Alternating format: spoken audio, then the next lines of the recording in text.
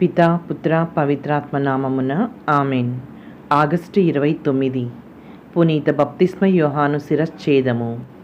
పునీత బప్తిస్మ యోహాను జ్ఞానస్థానాలిచ్చిన ప్రవక్త, క్రీస్తుకు ముందుగా పంపబడిన దూత, హతసాక్షి. పునీత బప్తిస్మ యోహాను గారు జెరూషలేము పవిత్ర నగర దాపులోని అయిన్ కరీం అనే ఊర్లో జూన్ 24న పుట్టారు. తండ్రి పూజారి అయిన జకరియా, తల్లి ఎలిజబెత్. ఈమె కన్యమరియమ్మకు దగ్గరి బంధువురాలు. యూదయ సీమలో క్రీస్తు శకం 29 వరకు ఎడారులలో ఒక ఋషిగా జీవించినట్లు చరిత్ర చెబుతోంది. యోర్దాను నదీ తీరంలో ఆయన సంచరించుచు రాబో క్రీస్తు దేవుని గురించి ప్రవచించుచు పశ్చాత్తాప్తులు గండి దైవరాజ్యం సమీపింపబోతుంది అని పలికారు. ఎందరో ప్రజలు ఆయన మాట విని తరలి వచ్చేవారు. క్రీస్తుకు కాబోయే శిష్యులు కూడా వారి మాటలు విన్నవారే. యేసు ప్రభువుకు జ్ఞానస్థానం ఇచ్చింది బప్తిస్మ యోహాను గారే.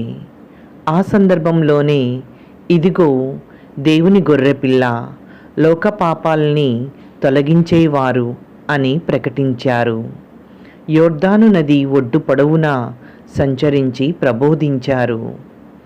పునీత మార్కు సువార్తలో బప్తిస్మ యోహాను గారి మరణం గురించి స్పష్టంగా పేర్కొనబడింది. ఆనాటి పాలకుడైన హెరోదు రాజు అందగత్తె అయిన తన తమ్ముని భార్య అయిన హెరోదియాను అక్రమంగా పెళ్లాడటాన్ని ఆక్షేపించారు యోహాను గారు. సరిదిద్దుకొమ్మని హెచ్చరించారు. అదే జరిగితే తన రాణి హోదాకు భంగం కలుగుతుందని హెరోదియా కుట్ర పన్నింది. హెరోదు రాజు జన్మదినం సందర్భంగా తన కుమార్తె సలోమి చేత అద్భుతంగా నాట్యమాడ పురమాయించింది. అదే జరిగి రాజు ఒక కోరిక కోరుకొమ్మనగా హెరోదియా మాట చొప్పున ఆ బాలిక సలోమి యోహానును శిరశ్ఛేదం గావించి తల తెచ్చి ఇమ్మని కోరింది. తన పంతం నెరవేర్చుకుంది.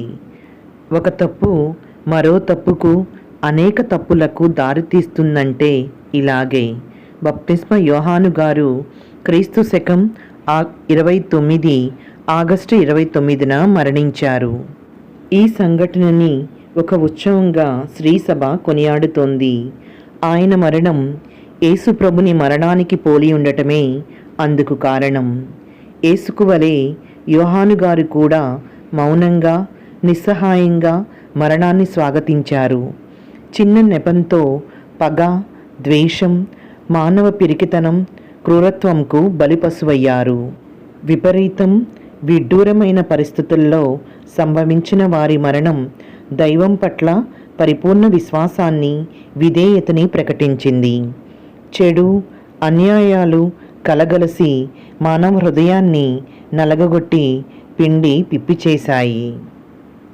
పునీత బప్తిస్మ యోహాను గారా, మా కొరకు, మా కుటుంబ సభ్యుల కొరకు ప్రార్థించండి. ఆమేన్.